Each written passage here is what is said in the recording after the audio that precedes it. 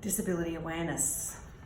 Now, the definition of impairment in Queensland is very, very broad and includes many types of disabilities, such as a physical disability, psychiatric disability, sensory disability, as well as disability related to issues like illness, disease, such as hepatitis, AIDS, or being HIV positive. Other conditions can include learning disability, epilepsy, autism, and intellectual disabilities. So it includes conditions that a person might be born with, also things that might result later on in life through personal experience, injury, illness. So there's a big reliance on, anyone else who relies on a guide or an assistant dog, a wheelchair, or any other remedial device that they happen to need.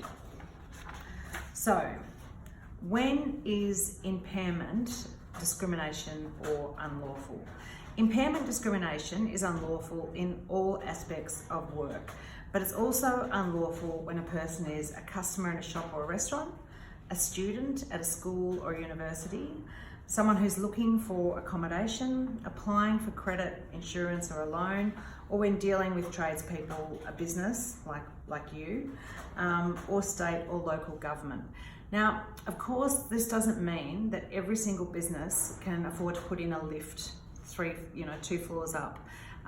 What it means is that to the best of their ability, businesses try and make themselves accessible and certainly are not seen to be rude or cruel or outwardly hostile towards people who have a disability or an impairment. So that's what we're trying to achieve here with Shiva, but certainly with the changes within our app. We're trying to make it more accessible to more people all the time who have a vision impairment, a hearing impairment. We're not there yet. We use Facebook, we use the phone, we use all the assets we can for our current state of growth and development. The intention behind the discrimination is irrelevant. It doesn't matter if the person doesn't mean to discriminate or whether they think they are being discriminatory or not. It also doesn't matter if the beliefs or assumptions about the person or people they're discriminating against are correct or not. Under the legislation, someone's motive for discrimination is irrelevant. Okay, so that's really important. And again, it makes the pressure is right on you to make sure that you are not seen to be discriminating. Ways to communicate effectively with passengers with an impairment or a disability.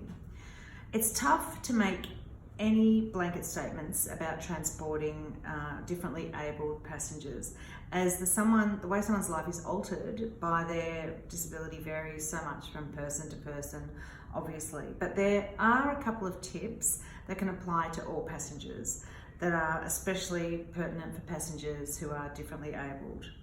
When transporting a passenger with a disability, it's really, really critical to only give assistance when asked. Do not leap in, grab somebody, touch them, move them, yoink a seatbelt across them. Just ask people, do you need a hand? Because you'll often find that people don't, and just like you, they don't want somebody pulling at them, moving their body. It's incredibly disrespectful to them, to anybody. So if you're going to adjust somebody's seat, ask permission. Do you need help with adjusting your seat? So make sure you always have consent along the way. If the passenger has a service animal, you have to transport that animal regardless of whether or not you like service animals. If you need support, if you have a phobia as a driver about transporting dogs, please contact us and we can get you support for your phobia or anxiety about service animals. But you do have a legal responsibility to transport those animals.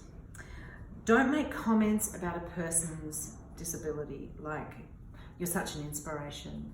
I don't know how you get up and do it every day. There I was thinking I had troubles until I met you. Don't do it.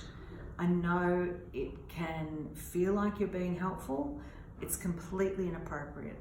Just it's a standard day in the life of that person, and you just get on with driving that person where they need to go. Treat each person as an individual, just like you. Not every person who is vision impaired has the same experience of being vision impaired.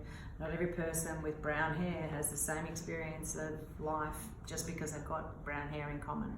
Everybody is uniquely formed, shaped, and just because somebody, has a guide dog and your cousin had a guide dog doesn't mean you can strike up an immediate friendship over that fact. So again, respect, boundaries, make no assumptions, just keeping that professional style of interaction. Maybe don't make the disability the highlight of the conversation. Talk about the weather. Talk about anything you like, or ask them if they'd like to listen to some music. That's entirely standard professional conversation.